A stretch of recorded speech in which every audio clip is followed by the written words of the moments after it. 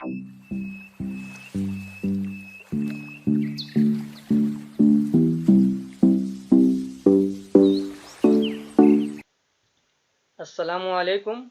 Bridge course के जमात हफ्तुम के रियाजी में 17वें दिन में आप तमाम का खैर मकदम है। आज के सेशन में कसरे अशारिया की जमा, इसके ताल्लुक से हम बातों को समझने की कोशिश करेंगे। कसरे अशारिया की जमा किस तरह की जाती है, इसको हम डिटेल में सीखेंगे। यहाँ पर आपको स्कूल की तालिबात के लिए सुधा ने 3 लीटर 150 मिलीलीटर, राधा ने 5 लीटर 200 मिलीलीटर और संत ने 4 लीटर 300 मिलीलीटर इतना दूध दिए। तब कुल कितना लीटर दूध जमा हुआ, ये आपको बताते आना चाहिए। तो यहाँ पर आपको देखने मिलेगा कि 3 लीटर और 150 मिलीलीटर है ना।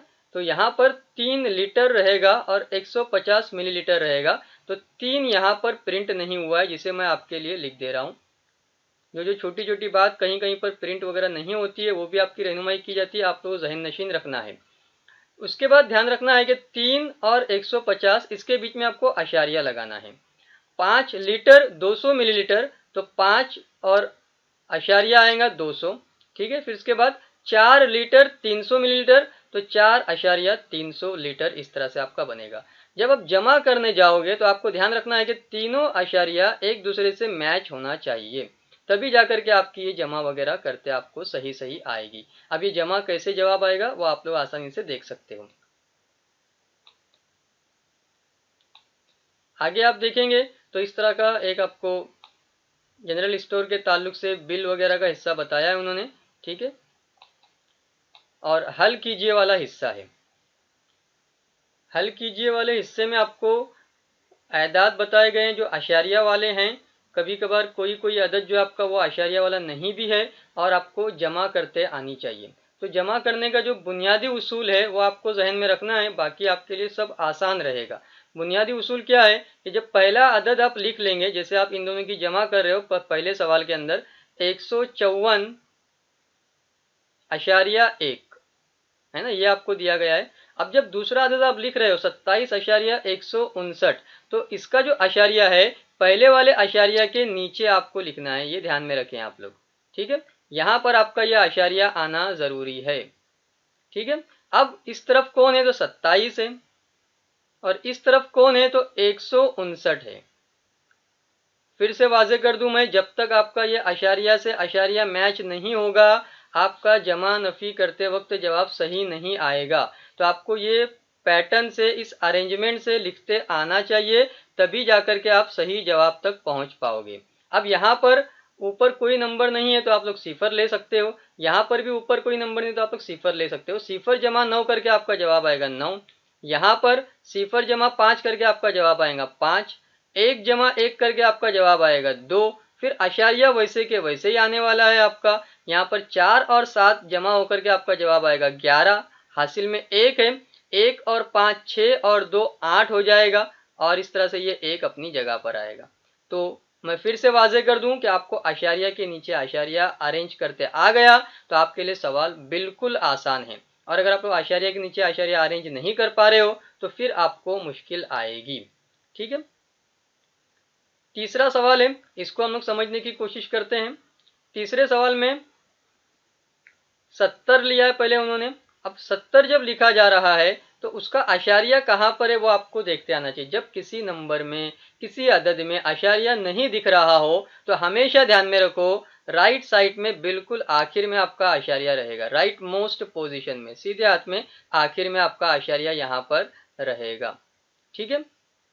उसके बाद 26.5 है, तो उसका अशारिया इस अशारिया के नीचे लेना है आप लोगों को, और अशारिया के नीचे अशारिया लेने के बाद यहां पर आपका आएगा ये 26, और उस तरफ आपका आएगा ये 5, 26.5। इसी तरह से आपके पास है 3 अशारिया 0 4 0, तो अशारिया के नीचे अशारिया फिर से आपको लेना है। ये सारे अशारिया आपको एक के नीचे एक रखना है। ठीक है। और आपको यहाँ पर क्या लेना है 3.0 4 0। तो फिर से मैं कह दूं कि जब तक आपका ये अरेंजमेंट का मामला सही सही नहीं होता, आपका जवाब मैच नहीं होने वाला। देखो तीनों नंबर्स के जो आशारियां हैं वो बिल्कुल एक दूसरे के साथ में मैच होना चाहिए। अब आप लोगों को जहाँ पे जरूरत पड़ती है वहाँ पे आप लोग सिफर सिफर ले करके जमा करते चले जाएं, तो ये सिफर जमा सिफर जमा सिफर आपका जवाब सिफर आएगा। सिफर जमा 4 आपका जवाब 4 आएगा। यहाँ पर सिफर जमा 5 जमा सिफर, यहाँ पे आपका जवाब 5 आएगा। फिर इसके बाद ये आशारिया का आशारिया वैसे के वैसे ही आएगा आपका। यहाँ पर सिफर जमा 6 जमा 3 जवाब आपका 9 आने वाला है। 7 और 2 मिलकर के आपका जवाब 9 आने वाला है। तो ये हमने दोनों सवालों की जमा करके आपको बताई है, और आपको जो जहन नशीन रखना है, आशारिया के नीचे आशारिया आपका मैच होना बहुत ज़रूरी है। ठीक है। उसके बाद इस लिस्ट में से ये जो तीसरा सवाल है ये हम लोग देख लेते हैं। यहाँ पर हमने जो सवाल हल किया वो ये तीसरा था, और अब यहाँ पर हम लोग ये तीसरा हल कर रहे हैं। 5.07, तो ये आपका 5, उसके बाद ये आपका आशारिया और ये आपका 0.7। अब दूसरे नंबर के अंदर 18 के अंदर आशारिया नहीं दिखाई दे रहा है, तो 18 में आशारिया कहाँ है? आखिर में है। तो ये आपका आएगा 18 और उसका यह आएगा आपका आशारिया। ठीक है, जो हमारे पहले वाले आशारिया से मैच होगा। 3 आशारिया, तो ये 3 और ये आशारिया, 7 8 और फिर ये 9। अब जमा करते चले जाइए आप लोग। जहाँ नहीं दिखाई दे रहा वहाँ पे सिफर मान लीजिए आप लोग, तो यहाँ पर आप लोग सिफर लगा सकते हो, यहाँ पर आप लोग सिफर लगा सकते हो, यहाँ पर आप लोग सिफर लगा सकते हो, यहाँ पर आप सिफर लगा सकते हो। इस तरह से ये सिफर जमा 9 आपका जवाब 9 आने वाला है। 7 और 8 आपका जवाब बनेगा 15, 15 के 5 हासिल में आएगा 1, 1 और 7 जवाब बनेगा आपका 8। फिर उसके बाद आशारिया जो है वो 1 के नीचे 1 आ जाएगा। 8 5 13 और 3 जवाब आपका आने वाला है 16, उसका जवाब हासिल में 1 आएगा और आपका जवाब बनेगा 26.859। तो इस तरह से आपकी मदद के लिए मैंने कुछ मिसालें हल कर दी हैं, और आपको मैं फिर से याद दिला दूं कि हमारा आशारिये से आशारिया मैच नहीं हुआ तो आपका जवाब सही नहीं आएगा। उसके बाद आपके पास सवाल है, मुस्ततिल नुमा बाग की लंबाई 7 मीटर 23 सम और चौड़ाई 4 मीटर 4 सम है। इस बाग का अहाता कितना होगा? ठीक है, अब बाग का अहाता मालूम करने के लिए आपको इस फॉर्मूला आना चाहिए, मुस्ततिल के अहाते का ज़ाब्ता। तो ये आपका ज़ाब्ता लिखा जा रहा है, मुस्ततिल का अहाता बराबर आता है 2 ब्रैकेट में लंबाई जमा चौड़ाई, जिसे आप लोग लिखते हो L जमा बी। लंबाई जमा चौड़ाई भी उर्दू में लिखा जा सकता है, L जमा बी भी आप लिख सकते हो। 2 ब्रैकेट में आएगा आपका लंबाई की जगह पे वो कह रहे हैं 7 मीटर 23 सम, तो 7.23। फिर इसके बाद जमा चौड़ाई की जगह कह रहे हैं 4 मीटर और 4 सम, है ना। तो यहाँ पे आपका जवाब आएगा 4 मीटर और ये 4 सम।